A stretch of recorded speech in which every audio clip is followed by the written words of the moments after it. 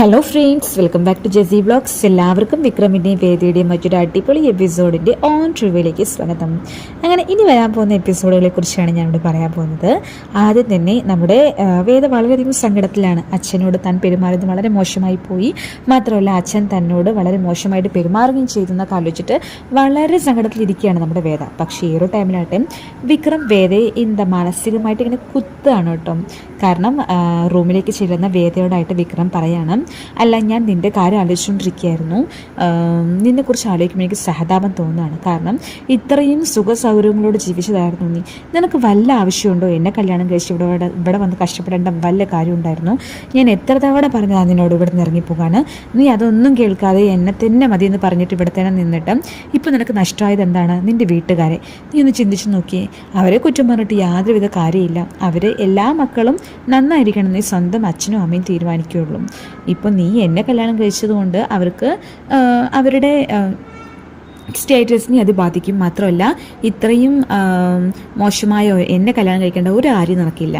അതുകൊണ്ടാണ് അവരങ്ങനെ സംസാരിക്കുന്നത്. പക്ഷെ നീ അതൊന്നും മനസ്സിലാക്കാതെ ഏതു നേരവും അവരെ കുറ്റം പറഞ്ഞുകൊണ്ടിരുന്ന നിനക്ക് എന്താ കിട്ടാൻ പോകുന്നത്? ഞാൻ ചിന്തിക്കായിരുന്നു, എന്തായാലും ഞാൻ നിൻ്റെ ഭാര്യയായിട്ട് സ്വീകരിക്കാനും പോകുന്നില്ല, സ്വീകരിക്കുമില്ല. എപ്പോഴാണെങ്കിലും ഏതൊരു അവസരം കിട്ടിയാലും ഞാൻ നിന്നോട് ഇറക്കി വിടാനാണ് പ്ലാൻ ഇട്ടിരിക്കുന്നത്. ഇനി ഞാൻ ഇറക്കി വിട്ടാൽ നീ എവിടേക്കാണ് പോകുക എന്ന് ചിന്തിച്ച് നോക്കിയേ. നിനക്ക് വല്ല ഐഡിയ ഉണ്ടോ? ആദ്യമൊക്കെ ഞാൻ നിന്നെ ഇവിടെ നിന്ന് ഇറക്കി വിട്ടാൽ നീ നേരെ നിൻ്റെ വീട്ടിലേക്ക് പോകുന്നുള്ള വിശ്വാസമെങ്കിലും ഉണ്ടായിരുന്നു. ഇനി നീ എങ്ങോട്ടാണ് പോകുക? നിനക്ക് നിൻ്റെ വീട്ടിലേക്ക് കയറി ചെല്ലാൻ പറ്റുമോ എന്ന് ചോദിക്കുന്നുണ്ട് കേട്ടോ. ഈ ഒരു ടൈമിൽ നമ്മുടെ വേദ വിക്രമിനോടായിട്ട് പറയാണ്, അല്ല നിങ്ങൾ എന്താ വിചാരിച്ച് ഈ ഭർത്താക്കന്മാരും അച്ഛന്മാരും ഒക്കെ പെണ്ണുങ്ങളെ കൈയൊഴിഞ്ഞു കഴിഞ്ഞാൽ അവരെന്താ ഒന്നുമില്ലാതെ ആകെ താഴ്ന്നു പോയിട്ട് കഷ്ടത്തിലിരിക്കുന്നതാണോ കരുതിയത്? നിങ്ങൾ അങ്ങനെ എന്നെ കണക്കാക്കേണ്ട. ഞാൻ അങ്ങനെയല്ല. എനിക്ക് അത്യാവശ്യം ബുദ്ധിയും അതുപോലെ തന്നെ വിദ്യാഭ്യാസവും എങ്ങനെ ജീവിക്കണമെന്നും എനിക്കറിയാം. അതാലോചിച്ച് നിങ്ങൾ ടെൻഷൻ അടിക്കേണ്ട എന്ന് പറയുന്നുണ്ട് നമ്മുടെ വേദ വിക്രമനോടായിട്ട്. ശേഷം വേദ പറയാണ്, നിങ്ങൾ എൻ്റെ വീട്ടുകാരെ എന്നെ ഇറക്കി വിട്ടു എന്ന് പറഞ്ഞ് കുറ്റം പറയുന്നുണ്ടല്ലോ. നിങ്ങൾ നിങ്ങളുടെ വീട്ടുകാരെന്താ ചെയ്തുകൊണ്ടിരിക്കുന്നത്? നിങ്ങൾ മാത്രം നിങ്ങളുടെ അച്ഛനെ ഏത് സമയം മോനെ നീ ഇവിടെ ഇരിക്കുകയെന്ന് പറയുകയാണ് ചെയ്യുന്നത്. അല്ലല്ലോ, നിങ്ങളെയും ഇവിടെ നിന്ന് ഇറങ്ങിപ്പോകാൻ തന്നെ നിങ്ങൾ അച്ഛൻ എപ്പോഴും പറഞ്ഞുകൊണ്ടിരിക്കുന്നത്. അത് നിങ്ങൾക്ക് മനസ്സിലാവുന്നുണ്ടോ എന്ന് ചോദിക്കുന്നുണ്ട് കേട്ടോ വേദ വിക്രമിനോട്. അപ്പോൾ വിക്രം ആകെ ഇവളോട് ചോദിച്ചതും ഇങ്ങനെ സംസാരിച്ചതും ആകെ മോശമായി പോയി എന്ന രീതിക്ക്, നീ ഇപ്പം ഇതിന് ആ കാര്യങ്ങളൊക്കെ പറഞ്ഞുകൊണ്ടിരിക്കുന്നതിനോട് സംസാരിച്ച് എന്നെ പറഞ്ഞാൽ മതിയല്ലോ എന്ന് പറയണം. എന്നെ പറഞ്ഞാൽ മതി. ഈ ലോകത്തെ ഏറ്റവും വലിയ ഒരു മോശമായ പ്രവൃത്തി എന്താ നിങ്ങൾക്ക് അറിയുമെന്ന് ചോദിക്കുന്നുണ്ട് കേട്ടോ നമ്മുടെ വേദ. അപ്പോൾ എന്താണെന്ന് ചോദിക്കുമ്പോൾ അത് ഈ സങ്കടപ്പെട്ടുകൊണ്ടിരിക്കുന്ന ആളുടെ അടുത്ത് വന്നിട്ട് വീണ്ടും അവരെ കൊത്തി നോക്കിക്കലാണ് ആ പണി നിങ്ങളിപ്പോൾ ചെയ്തുകൊണ്ടിരിക്കുന്നത്. അതുകൊണ്ട് തന്നെയാണ് ഞാൻ ഇതൊക്കെ പറയേണ്ടി വന്നതെന്ന് പറഞ്ഞിട്ട് നമ്മുടെ വേദ വിക്രമിനോടായിട്ട് പറയുന്നുണ്ട്. ശേഷം വേഗം പോയിട്ട് വേദ നമ്മുടെ വിക്രം കിടക്കുന്ന കട്ടിൽ കയറി കിടക്കുകയാണ് കേട്ടോ. അപ്പോൾ വിക്രം, നീ എന്തിനാ ഇവിടെ കിടക്കുന്ന? ഇറങ്ങിപ്പോയി നിൻ്റെ സ്ഥലത്ത് കിടക്കുന്ന പറയണം. ഇല്ല, ഞാനിന്ന് ഇവിടെ കിടക്കുള്ളൂ. നിങ്ങൾ എൻ്റെ മനസ്സിനകത്ത് അത് വിഷമിപ്പിച്ചു. അപ്പോൾ ഞാൻ എന്തിനാ താഴെ കിടക്കുന്നത്? ഞാൻ ഇന്ന് ഇവിടെ കിടക്കുള്ളൂ. നിങ്ങൾ ഇനി ബഹളം വെക്കുകയാണെങ്കിൽ ഞാനും ബഹളം വെക്കും. ഞാൻ വീട്ടുകാരെ എല്ലാവരും വിളിച്ചു വരുത്തിയിട്ട് നമ്മൾ മുറിയിൽ എങ്ങനെ കഴിയുന്നതൊക്കെ ഞാൻ എല്ലാവരോടും പറയും. നിങ്ങളുടെ അച്ഛൻ വന്നിട്ട് എല്ലാം കാണട്ടെ, അപ്പം നിങ്ങളുടെ സ്വഭാവം മനസ്സിലാവുമല്ലോ എന്ന് പറയുന്നുണ്ട് കേട്ടോ. അച്ഛൻ്റെ പേര് പറഞ്ഞ് നമ്മുടെ വിക്രം ആകെ ഒതുങ്ങി പോവുകയാണ്. ശേഷം വിക്രം എന്താ ചെയ്യാമെന്ന മട്ടിൽ അടുത്തുള്ളൊരു ചെയറിൽ ഇങ്ങനെ താടിക്കും കൈ കൊടുത്തിട്ട് വേദ കിടക്കുന്നത് ഇങ്ങനെ നോക്കി കാണാണ് കേട്ടോ. ശേഷം പിറ്റേ ദിവസം രാവിലെ ആവാണ്. പിറ്റേ ദിവസം രാവിലെ നമ്മുടെ വീട്ടിലെ എല്ലാവരും ചായയൊക്കെ കുടിച്ചുകൊണ്ടിരിക്കുകയാണ്. ഈ ഒരു ടൈമിൽ നമ്മുടെ നന്ദിനിയുടെ ഫോണിലേക്ക് ഒരു കോൾ വരികയാണ് കേട്ടോ. അവൾ ഫോൺ എടുത്തപ്പോൾ അത് അവളുടെ അച്ഛനായിരുന്നു. എന്താണെന്ന് വിശേഷം എന്നൊക്കെ ചോദിക്കുമ്പോൾ അച്ഛനൊരു കാര്യം പറയാൻ വിളിച്ചതാണ്. അവരുടെ തറവാട്ട് അമ്പലത്തിൽ ഒരു പൂജയുണ്ട്. ആ പൂജയ്ക്ക് പോയപ്പോൾ നേരത്തെ ഒരു വഴിപാടുണ്ടായിരുന്നു. അത് മുടക്കിയതിൽ ദൈവകോപം ഉണ്ടായിട്ടുണ്ട്. അതുകൊണ്ട് തന്നെ എത്രയും പെട്ടെന്ന് ആ ഒരു ചടങ്ങ് നടത്തണമെന്ന് പറഞ്ഞിരിക്കുകയാണ്. ആ ഒരു ചടങ്ങ് നടത്തുമ്പോൾ എന്തായാലും ഭർത്താവിൻ്റെ വീട്ടുകാർ വേണം, അതായത് നമ്മുടെ സ്വന്തം അടുത്ത ബന്ധുക്കളൊക്കെ വേണം.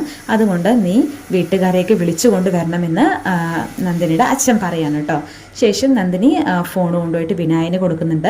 വിനായകനോടും നന്ദിനിയുടെ അച്ഛനും അമ്മയൊക്കെ ആ വിവരം പറയുന്നുണ്ട്.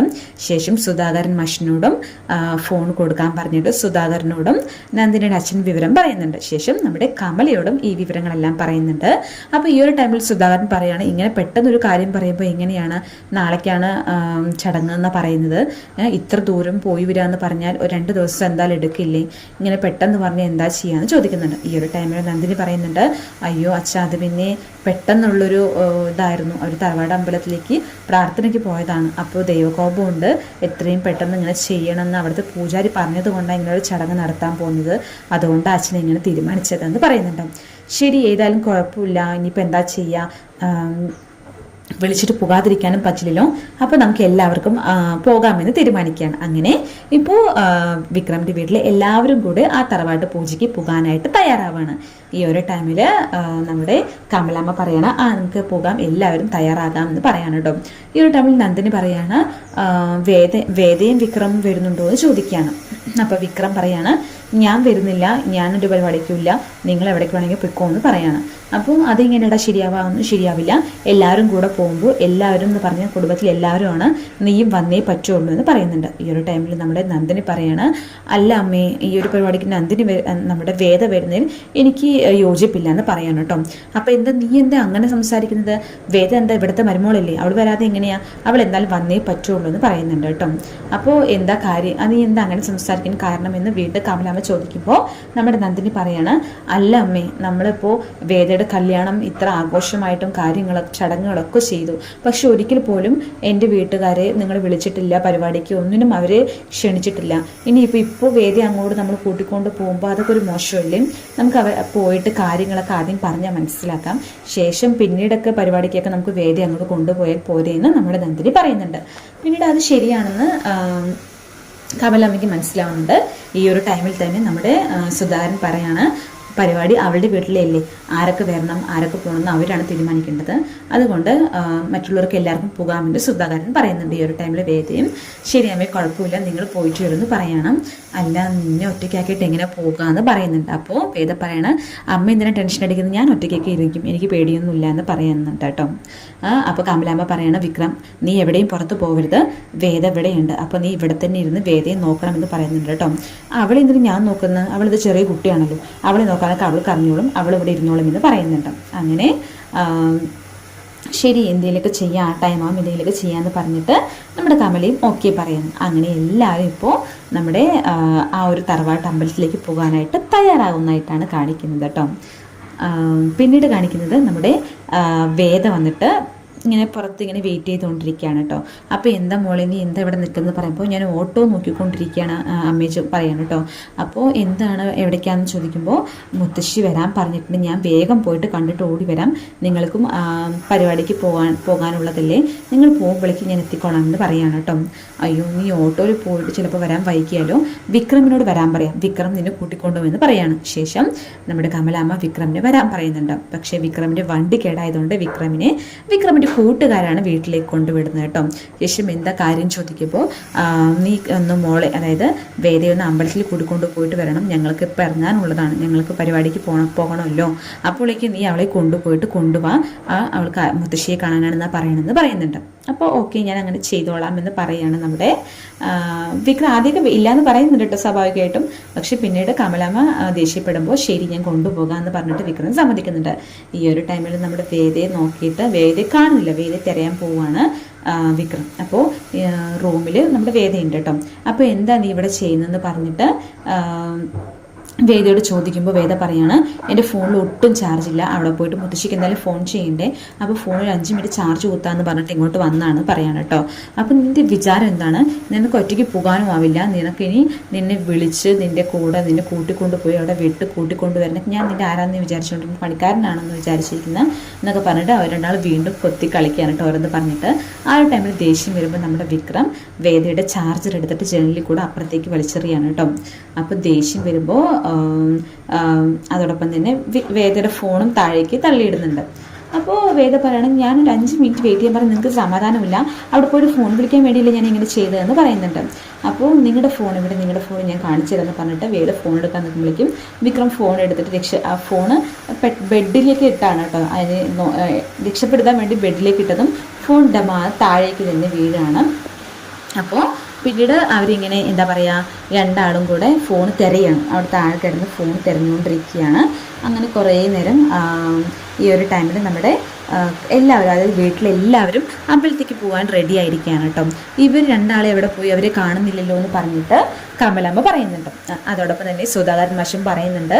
അപ്പോൾ കമല പറയാണ്, ഞാൻ അവർ രണ്ടാളെ അമ്പലത്തേക്ക് പോകാൻ പറഞ്ഞിട്ടുണ്ടായിരുന്നു, ഇനി അമ്പലത്തേക്ക് എങ്ങാനും പോയതാണോ എന്നറിയില്ല, കുഴപ്പമില്ല, ഏതായാലും വിക്രമിൻ്റെ കയ്യിൽ വേറൊരു താക്കോലുണ്ട്, അപ്പോൾ അവരെന്തായാലും വന്ന് തുറന്നോളുമെന്ന് പറയുന്നുണ്ട്. അങ്ങനെ വീട് മൊത്തം അടച്ചിട്ട് എല്ലാവരും കൂടെ ഇപ്പോൾ വീട്ടിൽ നിന്ന് വെളിയിലേക്ക് പോവുകയാണ്. പക്ഷേ യഥാർത്ഥത്തിൽ വിക്രമും വേദയും ആ വീട്ടിൽ തന്നെ ആ മുറിക്കകത്ത് ഉണ്ട് എന്നുള്ള കാര്യം അവരറിയുന്നില്ല. ശേഷം വിക്രമും വേദയും അവിടെ നിന്ന് ഫോണൊക്കെ എടുത്തിട്ട് പുറത്തേക്ക് ഇറങ്ങി വരുമ്പോഴേക്കും വീട് അടച്ചിരിക്കുകയാണ്, ജനലുകളൊക്കെ അടച്ചിരിക്കുകയാണ്. അയ്യോ, ഇവിടെ ആരുമില്ലല്ലോ, എന്താ സംഭവിച്ചെന്നറിയാതെ ആകെ ഷോക്കായിട്ട് നിൽക്കുകയാണ്. അങ്ങനെ ഇപ്പോൾ ശരിക്കും നമ്മുടെ വിക്രമും വേദയും ലോക്കായിരിക്കണം. ഇനി ആ വീട്ടിൽ അതായത് വീട്ടിൽ പോയവരെല്ലാവരും തിരിച്ചു വരുന്നത് വരെ വിക്രമും വേദയും മാത്രം അവിടെ തന്നെ ഉണ്ട് കേട്ടോ. കാരണം വിക്രമിൻ്റെ കയ്യിൽ, അതായത് ഒരു സ്പെയർ കീ ഉണ്ടെന്ന് പറഞ്ഞിട്ടുണ്ടായിരുന്നല്ലോ, അത് വിക്രമിൻ്റെ ബൈക്കിലാണ് ഉണ്ടായിരുന്നത്. പക്ഷെ വിക്രം അതായത് ഇപ്പോൾ വീട്ടിലേക്ക് വന്നപ്പോൾ അവൻ്റെ ബൈക്കിലല്ല വന്നിട്ടുണ്ടായിരുന്നത്, ബൈക്ക് കേടായതുകൊണ്ട് സർവീസിന് കൊടുത്തിട്ടാണ് വന്നിട്ടുണ്ടായിരുന്നത്. അപ്പോൾ കൂട്ടുകാരൻ്റെ ബൈക്കിലാണ് വീട്ടിലേക്ക് എത്തിയിട്ടുണ്ടായിരുന്നത്. അപ്പോൾ വീട് തുറക്കാനുള്ള സ്പെയർ കീയും അവിടെയാണ്. അപ്പോൾ ഒരു കാരണവശാലും വിക്രമിനും വേദയ്ക്കും ഇനി ആ വീട്ടിൽ നിന്ന് പുറത്തിറങ്ങാനും പറ്റില്ല, ആർക്കും അകത്തേക്ക് കിടക്കാനും പറ്റില്ല. പോയവർ തിരിച്ചു വരാല്ലാതെ ഇനി യാതൊരുവിധ മാർഗവും ഇല്ല അവർക്ക് പുറത്തിറങ്ങാൻ. അങ്ങനെ വിക്രമും വേദയും മാത്രം 2 ദിവസം ഒരുമിച്ച് ഒരു വീട്ടിൽ. ഇനി എന്തൊക്കെയായിരിക്കും ഗുലുമാലെന്ന് നമുക്ക് നോക്കി കാണാവുന്നതേ ഉള്ളൂ. സോ നമുക്ക് വരുന്ന എപ്പിസോഡുകളിൽ വെയിറ്റ് ചെയ്ത് കാണാം എന്തൊക്കെയാണെന്ന്. Thanks for watching.